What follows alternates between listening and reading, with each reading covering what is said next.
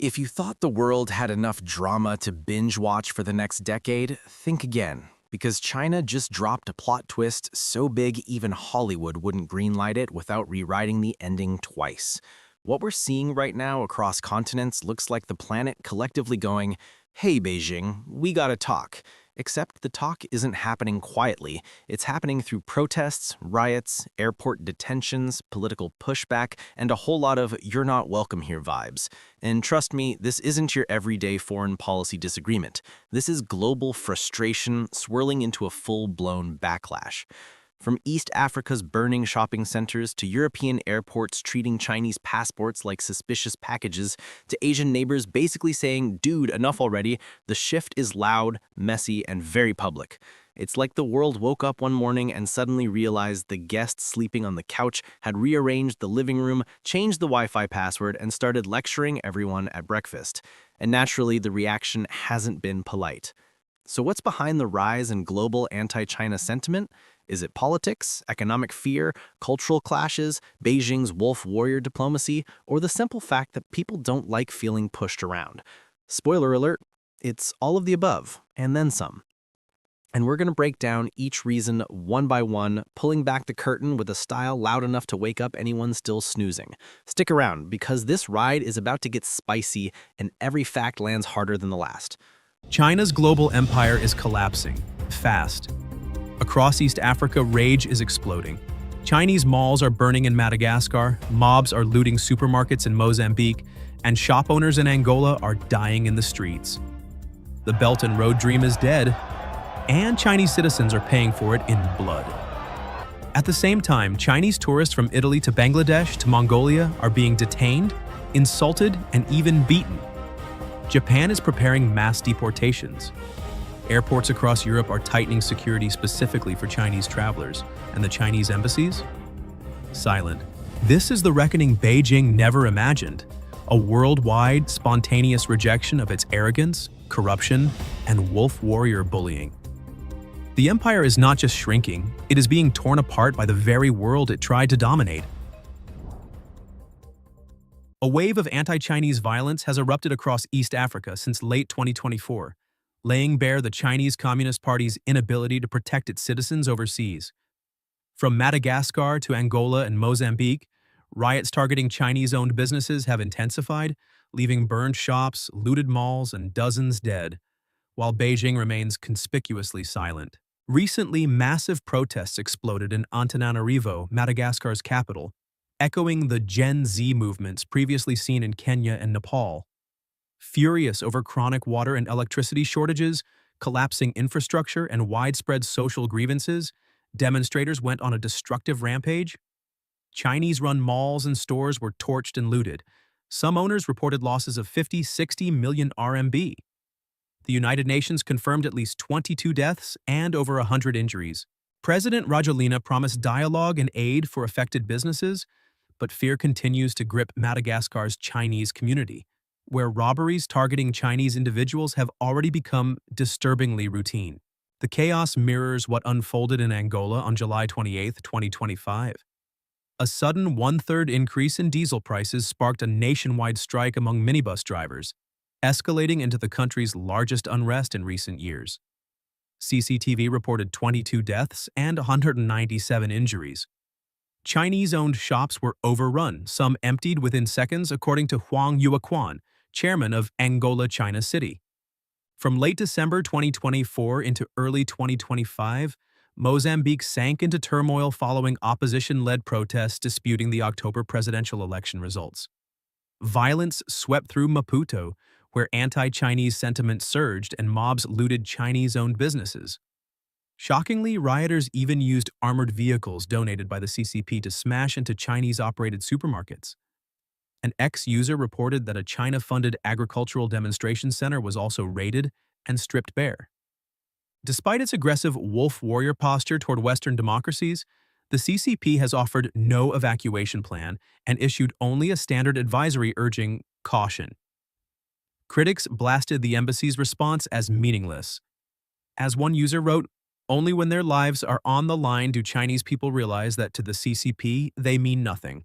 Another ex-blogger, News Investigation, explained that following Beijing's heavy investments in Africa, many locals began viewing Chinese residents as walking money trees. In several African countries, police openly extort Chinese business owners. It seems African nations have formed a silent agreement, taking turns robbing Chinese shops, one observer noted. South Africa, then the DRC, then Angola. Nigeria goes even further and targets entire companies. In Angola, when riots erupt, mobs surge into Chinatown. Chinese business owners have attempted to block store entrances with trucks and hire armed guards, but none of it stops the crowds. Even if authorities eventually intervene, by then the damage has already been done. Online outrage intensified as Chinese netizens questioned Beijing's inaction.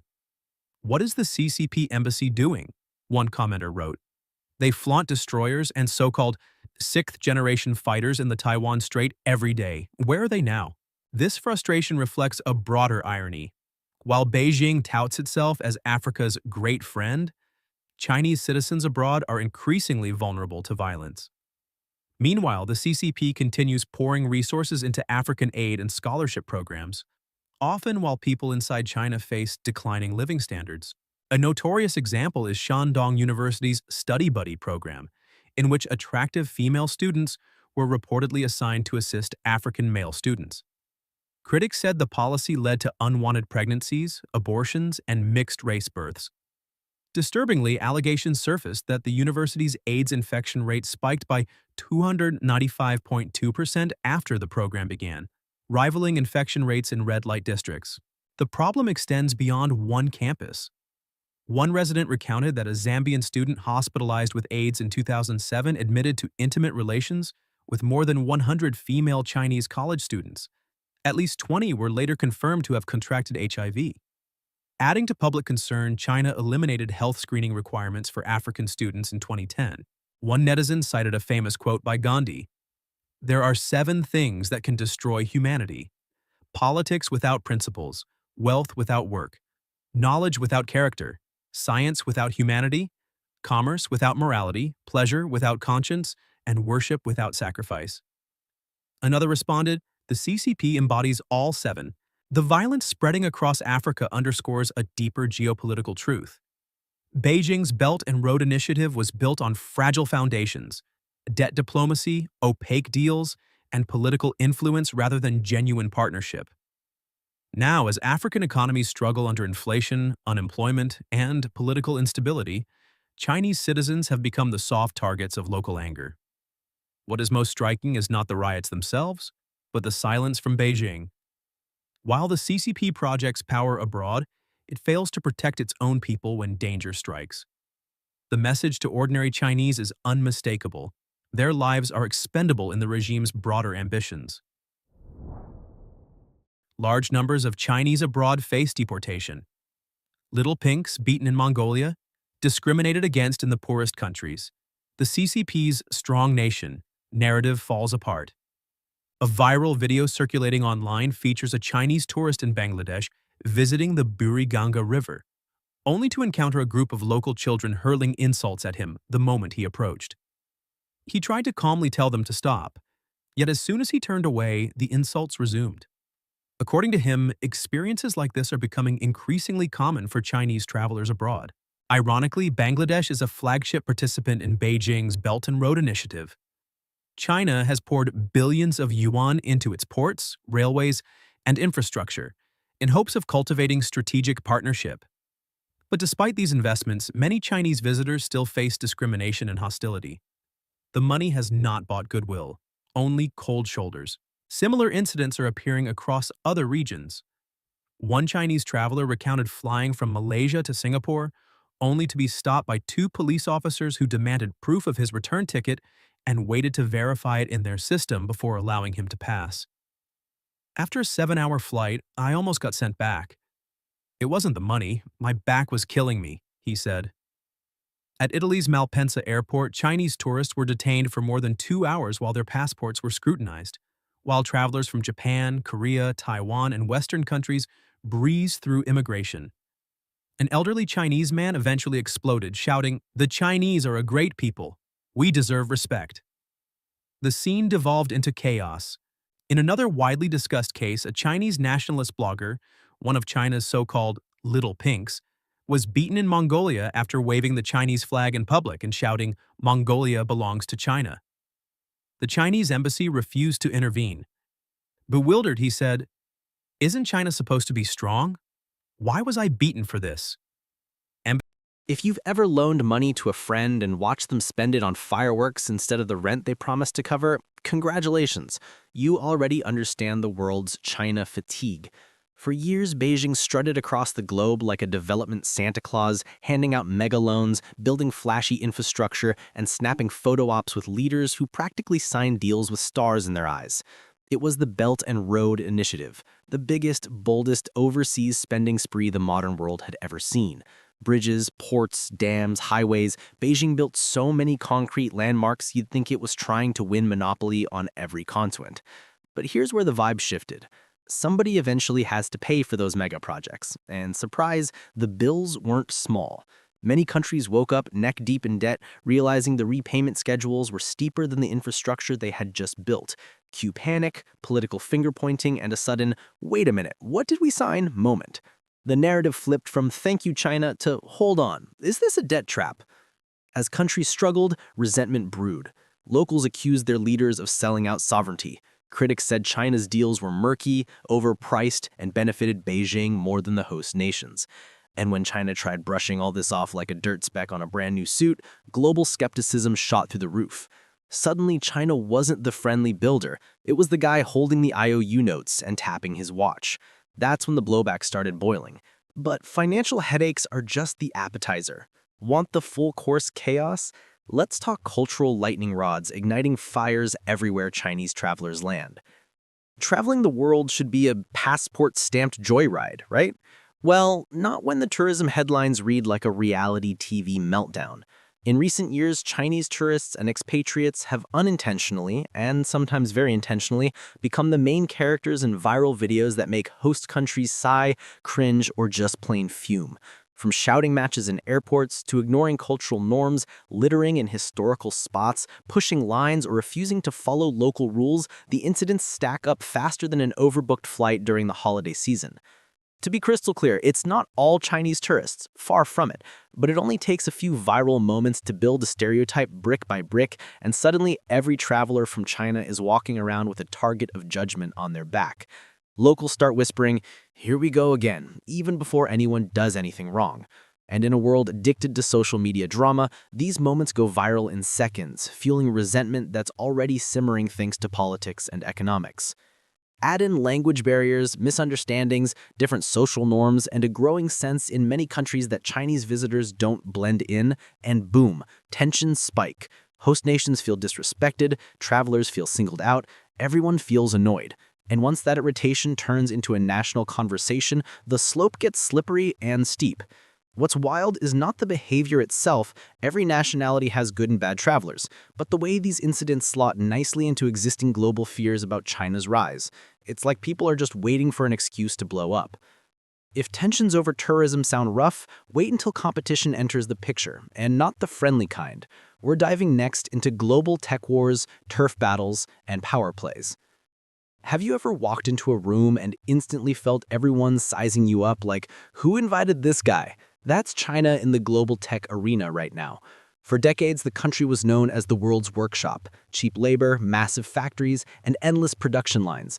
But suddenly, Beijing leveled up and started sprinting towards dominance in high-tech fields: electric vehicles, AI, green energy, semiconductors, telecommunications, you name it, China wants the top spot.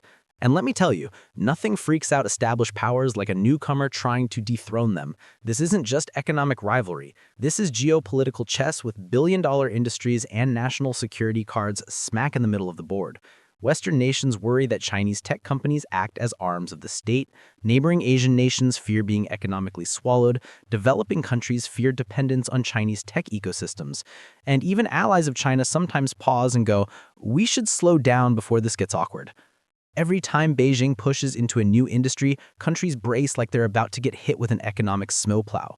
It creates suspicion, defensive policies, protectionist laws, and headlines that practically scream, "be careful, China's coming for your market." And when governments start pulling back, public opinion follows close behind. People everywhere worry about privacy, job displacement, political leverage, and losing control over digital infrastructure. That fear translates into frustration with anything labeled China-made. The backlash isn't random. It's rooted in the uneasy feeling that China isn't just competing, but trying to dominate the scoreboard. But if global tech anxiety sounds heated, wait until you see how public opinion paints the bigger picture. Spoiler, the numbers aren't exactly glowing. Polls don't lie. Okay, sometimes they do, but not this time. Public opinion toward China has shifted harder than a speeding pickup truck hitting black ice. Look at global surveys and you'll find a consistent pattern: rising mistrust, cold attitudes, and nations increasingly viewing China as more threat than partner. It's like China walked into the global popularity contest expecting applause and instead found itself competing with a brick. Sure, some countries show more favorable views than others, and occasionally numbers bounce up a bit. But the long-term trend is the real story. More people worldwide express discomfort, suspicion, or frustration with China's policies, behavior, or growing power. And let's be honest, image is everything in global politics. Once the world collectively decides you're playing too aggressively, that perception becomes reality. Even neutral countries feel pressured to pick a side, and when they do, nervousness often tips the scale. These opinions are shaped by everything we've already covered: debt diplomacy, tech dominance, pushy diplomacy, cultural clashes, and more. Add in reports of censorship abroad, political interference, in Beijing's stone-faced responses to international criticism, and you get an image that's less friendly giant and more do not trust me energy. The fact that even non-political citizens, everyday people just trying to live their lives, express worry says everything. It means the issue isn't elite politics anymore. It's mainstream consciousness. And once public opinion turns sour, good luck flipping it back. But perception alone doesn't light fires, literally. For that, we turn to the regions where backlash has become physical, visible, and impossible to ignore. If global frustration were just talk, China could shrug it off. But this backlash has real-world consequences, and they're hitting like a wrecking ball in the hands of someone who skipped anger management class. We're talking protests erupting in capital cities, Chinese businesses getting torched, communities lashing out, and entire neighborhoods turning into battlegrounds of resentment. It's not subtle, it's raw, fiery, and dangerously public.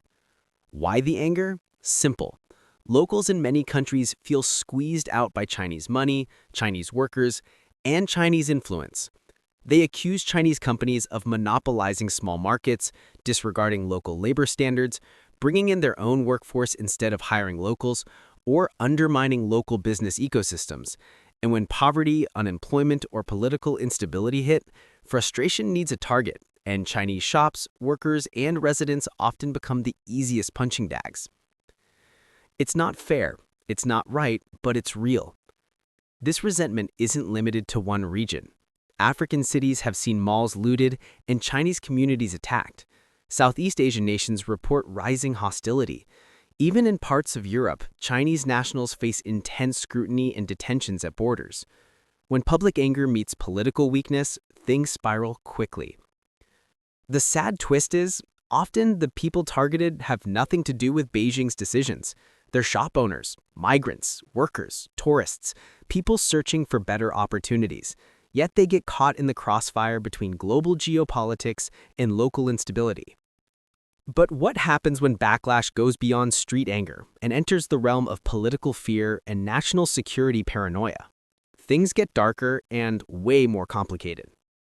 Now we're stepping into the shadows, the realm of suspicion, surveillance claims, political interference, and covert influence campaigns. Whether every accusation is true or not, one thing is undeniable. The perception alone is damaging China's global standing faster than any economic rivalry could. When countries suspect that Beijing is pressuring dissidents abroad, influencing elections, or operating secret police networks on foreign soil, you don't get diplomatic "let's talk about it" energy, you get alarm bells ringing. Governments across Asia, Europe, and North America have sounded off about suspected Chinese interference.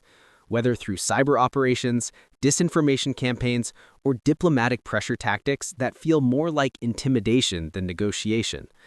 Even China's soft power programs, once viewed as harmless cultural outreach, are now eyed with skepticism.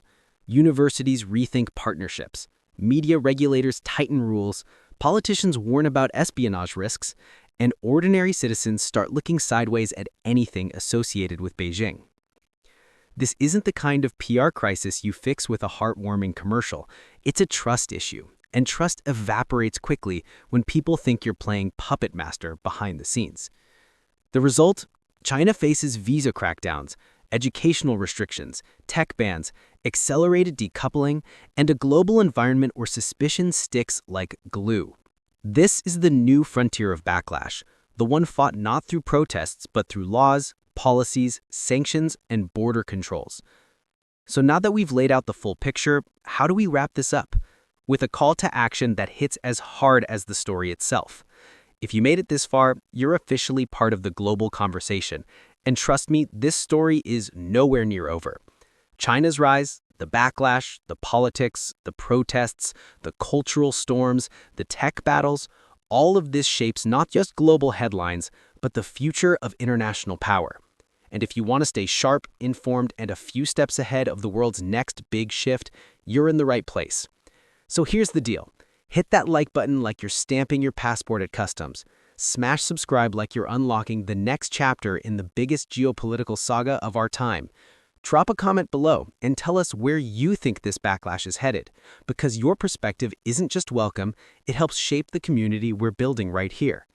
And yeah, ring that notification bell so hard it echoes across the Pacific, because every episode we drop digs deeper into the stories shaping the planet. At Global Pulse News, we don't sugarcoat, we don't water it down. We break it down with the boldest, sharpest, most high-energy analysis this side of the internet. And if you're hungry for more, buckle up, because the world's not slowing down, and neither are we.